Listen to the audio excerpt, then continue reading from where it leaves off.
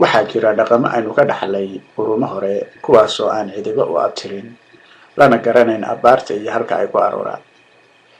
waxayse u badan tahay caadooyin iyo diimo ay lahaayeen Soomaalidu islaamka ka hor. culimmadu saban kasta oo la joogo waxay tilmaamayeen inaanay diinta wax sal iyo raad ah ku lahayn. tusaale ahaan waxaa ka mid ah afagaal, nirignaaf, dabshidka, baasaysiga, sananka, wegerka iyo wixii la mid ah. culimmada islaamka nin ka mid ah oo noolaa qarniyo ka hor isaga oo dadka uga digaya waxa uu yidhi: sanamkii kama idlaan aftinta iyo oogada, loodu haatani gar weeye afagaal wixii dhalay, nirignaaf unuungoyntii ab horey ka soo tiil, marna oloshii kama daynin nina haatan aabihii, illi noolba kuu sheegay ahabtiina kuu naqay, aan waa aamusayaayo waxa feefi iga tahay, nina yuu hadhow ooye goorta la abaa jiray. naxariistii janna allaha ka waraabiye ee xaaji cali fiqi waxa uu tilmaamay sananka iyo waxa ay dadku baasaystaan. waxaan arkay suuq ku yaala Taiwan oo la yiraahdo suuqa Laaliha oo lagu gado asnaam ka samaysan dhagxaan iyo alwaax. sanam ka mid ah ayay sheegeen in laga keeno Soomaaliya.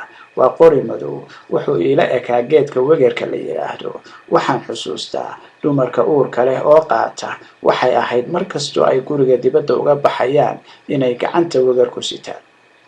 waana wax ka haray caadooyin iyo dhaqamo hore oo ay Soomaalidu lahayd islaamka ka hor.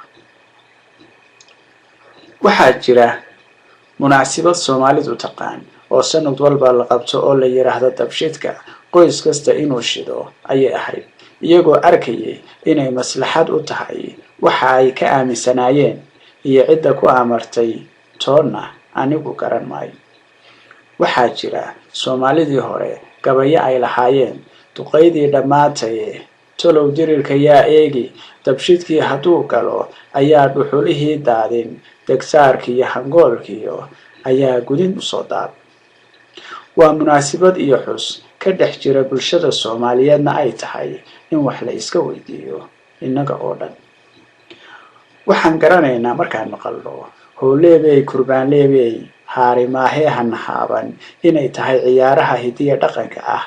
ma hubo inay asnaam magacyadoo tahay, laakiin af Soomaaliga aan aqaan kuma jiraan.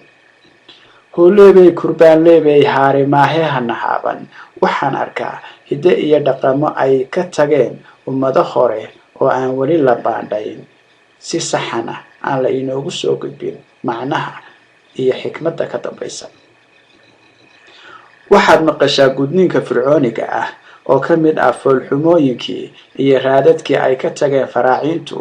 waxay dhaxleen dumarka Soomaalidu maxkamadii Fircoon oo ku xukuntay in gabadh kasta oo Soomaali ah laga ohiyo. waana dhaqan aanay marnaba raalli ka noqon karin dad Ilaahay iyo rasuulkiisa yaqaan. waxaa muuqata inaanu asal ku lahayn diinta, sida magaciisa ka muuqatana waxa uu ku abtirsadaa Fircoon. cid kastoo Ilaahay iyo rasuulkiisa rumaysan way garanayaan inay Fircoon nacaladi ku dhacday uuna yahay waxa dhulka kor socda kii ugu shar badnaa. haddaba sidee baynu raalli uga noqonnay Fircoonkii aan ogeyn ee Allah subxaanahu wa tacaala badda ku qaraqay, dulmigii uu jidaystay iyo wixii lagu halaagay sababteeda in hablaha Soomaaliyeed looga oohiyo? waa gef, waana in Allah subxaanahu wa tacaala looga toobad keeno. Ilaahay waa dembi dhaafe naxariista, lagana waantoobo oo aan dib dambe loo samayn. ilaahay waxaan weydiisanaynaa jacaylka Nabi Maxamed sallallahu alayhi wa sallam iyo raacidiisa. aamiin aamiin ya rabbi.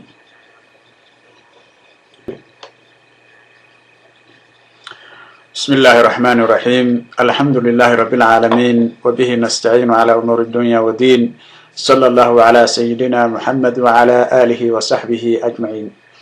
رب اشرح لي صدري ويسر لي أمري واحلل عقدة من لساني يفقه قولي.